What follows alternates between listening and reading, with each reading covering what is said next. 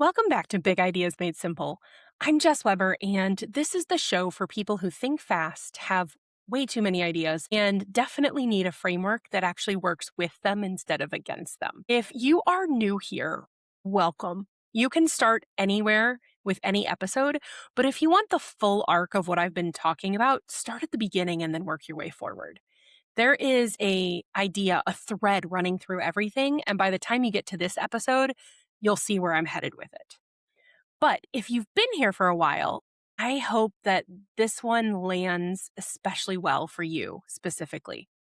So, before we get into the meat of the episode, I want to recognize that if you've been doing the work along the way and you've been with me for any stretch of time, you've probably sat with a few uncomfortable ideas or questions, such as who told you who you were? Or what is your actual North Star and not the one that somebody told you was yours?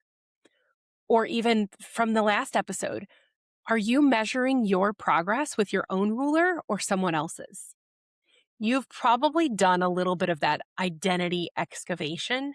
You've named things, and I want to recognize that work right now.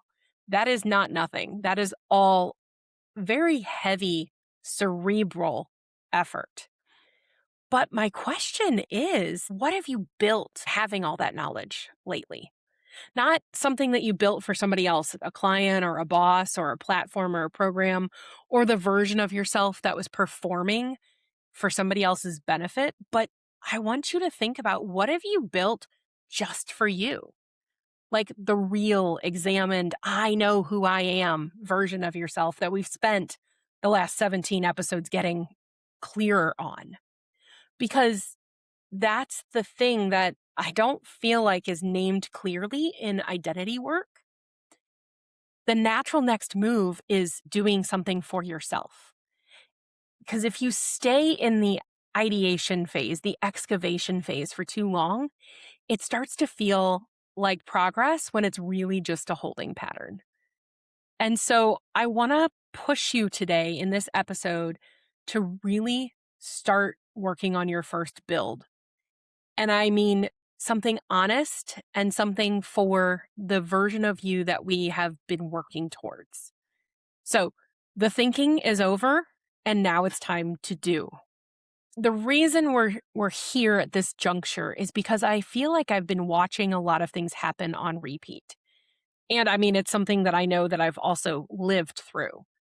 You do all of this work, you read the books, you do the audits, you have the conversations, you sit with the hard questions, and you get somewhere. You name the thread, you claim the North Star, you stop borrowing tools that were never yours, but then you just sit.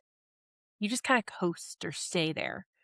And it's not because you're lazy or you don't care, but because moving from that clarity of your identity to the actual work of building feels like a whole new level of exposure. And it's a space that makes a lot of people feel like they're risking more, or they're doing something that puts them too far out of the comfort zone after the ideation is over. And when those stakes feel real, you start to work through things and you can refine them, but you need the feedback. Thinking always feels more productive to brains like ours, but when you build, you have to put yourself out there. And that makes it so difficult for people who don't always enjoy being visible.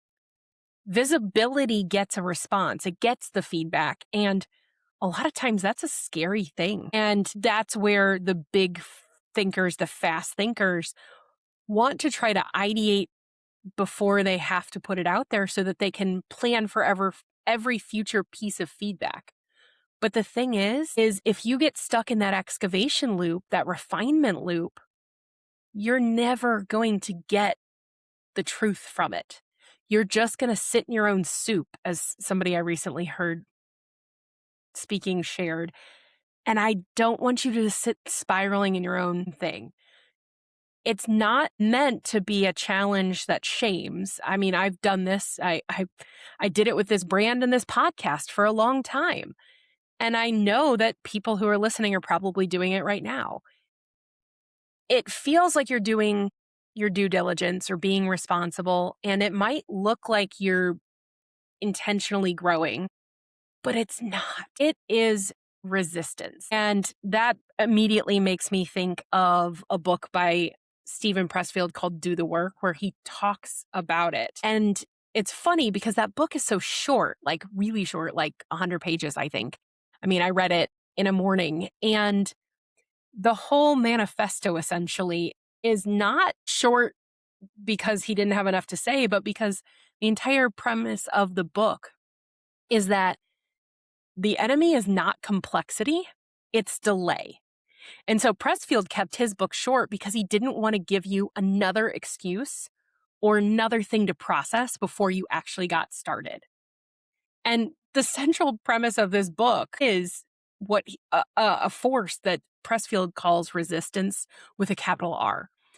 And it stands for whatever the thing is between you and the work that you know you need to do. So it's not exactly fear or laziness. It's something almost a little more insidious than those things. So what Pressfield says is that resistance will point like a compass needle directly at the thing that matters most to you. The higher the stakes, the stronger the signal, which means that the project that you keep circling but never start is not the thing that you care the least about. It's actually probably the thing you care the most about. And resistance is infallible. If something is generating that push and pull feeling, that's your signal that you're actually on the right path. It's not a warning to stop. And so he's got this incredible quote in the middle of the book that says, "Don't prepare, begin. Our enemy is not a lack of preparation. The enemy is resistance and our chattering brain producing excuses. So start before you are ready."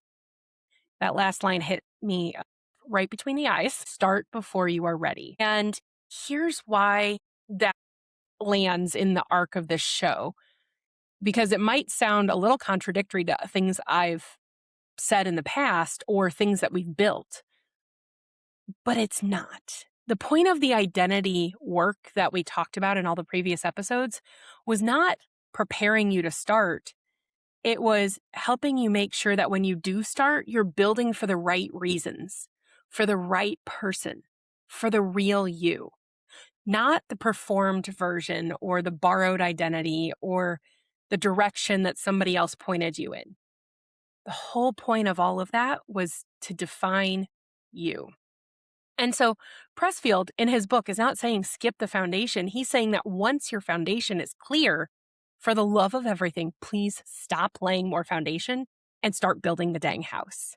And so that's where we are with this episode. Now, here is what I feel like isn't said often enough after you get that clarity. The first build feels nothing like the builds you've done before. Every project you've built prior to doing some of this identity work at some level was being built for an audience. Might not be a literal audience, but there is an internal one. It's the version of yourself that was watching to make sure you were being acceptable or legible or fitting in the right containers like we've already talked about.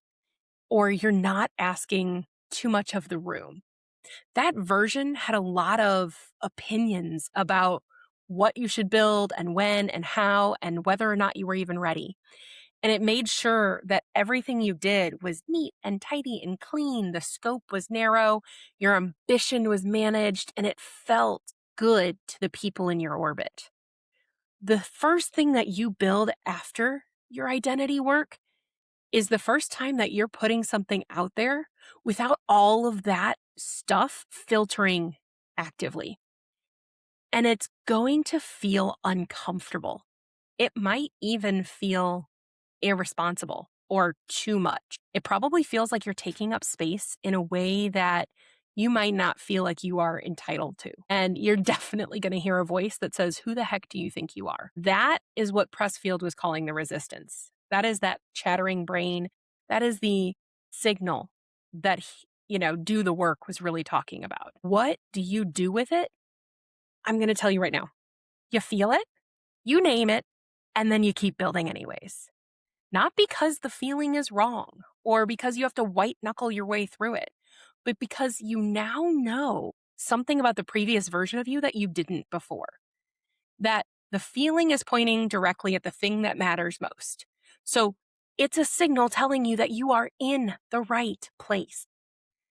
And there is a specific version of this that shows up in the people who come to the show, slightly different potentially than the people who were, the original intended audience of Pressfield's book, which were artists or writers.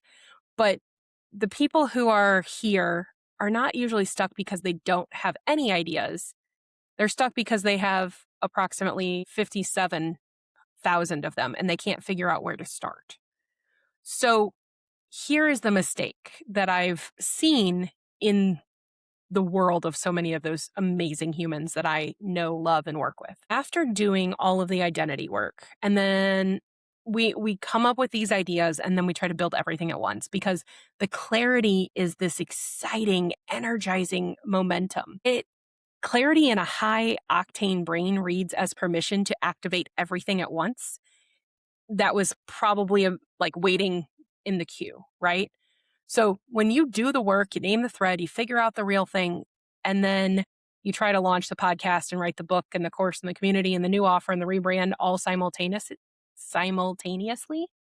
that is not building for you. It's the same scattered energy wearing a new costume. And so this is why I wanted to have this conversation. You know that every episode is a little bit of self-talk, right? But Pressfield was specific in the fact that you have to go do one thing and start that one thing before it's ready. You don't hedge it with 4 other things running parallel because parallel builds are a form of resistance in and of themselves. They create the illusion of motion while making it almost impossible for any one thing to reach the velocity that it needs to matter. So, multiple streams of income are okay, but multiple streams of effort are not. Pick one. It's the one that you feel the strongest about, the one that keeps showing up, the one that makes the resistance the loudest. That's where you have to start. The first build is not a launch or a finished product or even something that you need to go and announce. It is a single, honest, identity aligned action that costs you nothing but your commitment. So, what Pressfield is saying is you start with the end in mind. So it's not creating a massive business plan. You name the outcome. What does done look like here? Not perfect, not polished, done. And then you capture that on a single sheet of paper. That's the constraint that I think a lot of people really struggle with, especially in this digital world where you can write on a tablet or something like that or babble to an AI. But when you can sit down and outline what done looks like on a singular piece of paper without logging into a project management system or a content calendar or a 17 tab spreadsheet, you compress what you're thinking about down to its actual core. So if it doesn't fit on a page, you're not planning a build, you're planning to avoid. And this is something that I naturally do personally. I didn't even realize this until I started studying the way that people operate. But I have always worked backwards from the outcome before I touch the execution because I want to know what is the outcome? Where does this land? What does it do? Who does it serve? When you can create the answers to those questions first, then they create the filter for the path that you're taking to get to that outcome. And it makes 100 decisions become just a handful. So for some of you, that might mean writing the outcome of a book you've been circling on for 3 years at the top of a blank piece of paper and then outlining the structure underneath. Or it's recording the first episode of the podcast and just letting yourself hear what you have to say out loud. Or it's sending the one email to a person that you've been waiting to feel more ready to send. Like the size of the action here, y'all, does not matter.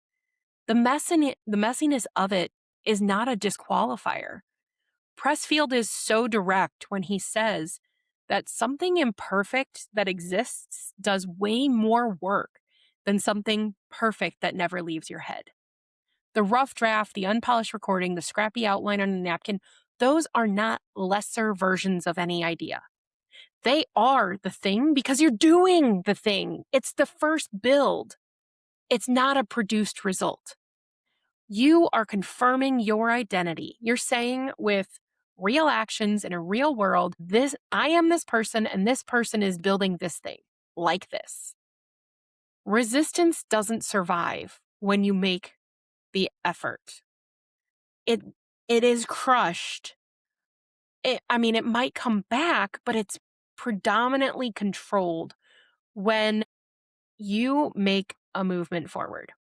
He says that resistance probably will never leave. It will adapt and evolve along the way, and you're going to have to show up and keep fighting it. But truly, that first build will crack something open that nothing else really can. And that is part of what is, baked into my beat method, which I introduced in like the 13th episode, and where I talk about if you are breaking, examining, auditing, and tuning, you're going to get there. Because tune is not about getting it perfect. It's about making one small adjustment and then putting the car back on the road. The tuning happens in motion, not in the garage. And so, in the context of this episode, your first build is the tune. You did the break, you did the examine, you did the audit, now move the car. And here's where I think things have been building as I've been working towards this episode. We spent a ton of time going inward and being reflective. And I believe that that pathway is right because you can't build something meaningful in life in the wrong direction and then white knuckle your way through all of those consequences. Like the identity work does have to come first. And I do believe that.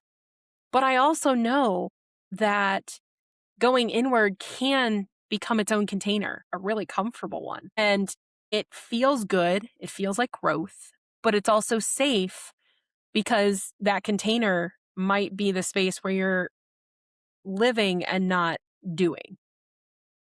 And it goes back to what Pressfield was saying in his book. Most of us do have two lives, the life we live and the life unlived within us. And the gap between those two is resistance. So that unlived life is not unlived because you haven't thought about it enough. It's unlived because you haven't built it. You haven't done it. You haven't taken action. And so the identity work that you've done, all of it, the borrowed ruler, the real North Star, the thread, the environmental design, beat audit, all of that was in service of one thing, making sure that when you build something real. So I want to push you today. You have done the work. Now go build something for you. And if you don't want to read Pressfield's book, his framework for doing this is so simple. It's probably one of the shortest books I've ever read, and it's the most direct in this space. And I love it because you don't feel like you're being preached at. But what he says in this book is 4 mantras, and I want to give them to you here just so you can see them, hear them, have them. So, firstly, stay primitive, which means don't over-engineer everything at the beginning. Get the rough shape of it down before you try to add any sort of sophistication to it. Secondly, he says trust the soup. So the idea is still forming, and some of what you need to know is only going to be clear to you once you start doing it. You don't have to have it all figured out before you begin. Thirdly, swing for the seats, meaning don't swing and expect to hit the safe version of the thing, but go for the big thing, the real thing, the one that will probably make resistance show up the loudest, but that's the one that's going to be the clearest and best. And then the last is going to be ready for the resistance because it will come. You can't avoid it. It's a sign that you're doing things right, not that you're going about them the wrong way. So 4 things worth carrying out of this episode along with those mantras. Resistance is the enemy, not your circumstances, not your timing, not your readiness level. The thing that's standing between you and the first build is not something that will be resolved by thinking more. Remember I said this was a self-talk episode? It is an internal force that you cannot negotiate with. You can only move through it. The more it matters, the louder your resistance is going to get. If you've been circling something for a long time and it keeps showing back up, that is a signal to you, not a warning. That is the thing, and you need to go build it. Go do it. Remember, start before you're ready. You will never be ready in a way your brain wants you to be ready. Ready is not a state. It is something you feel about 30 days after you've actually started. And the last thing, and this is mine, not Pressfield's, you are not doing this to prove something out to someone else. You are doing this to confirm something to yourself. All of the work that you have done deserves to exist as something built, not just something you've thought about. So that, to me, is your next right move. It's that first step, and it's that honest one. If this is something that hits home because you've been in excavation phase for a while, or you've had this resistance feeling showing up, I want you to hear that this is your permission to come up for air. Not because everything that you did work-wise wasn't worth it, because it was, but the point of knowing who you are is doing something with that knowledge. The world doesn't benefit from ideas, it benefits from action. So do me a favor, find me at bigideasmadesimple.com or on any of my socials and just tell me what you're working on. Sometimes saying it out loud to one person is the thing that makes it real enough to start. So please go build for you. And that is the episode. I'll see you next week. Happy building.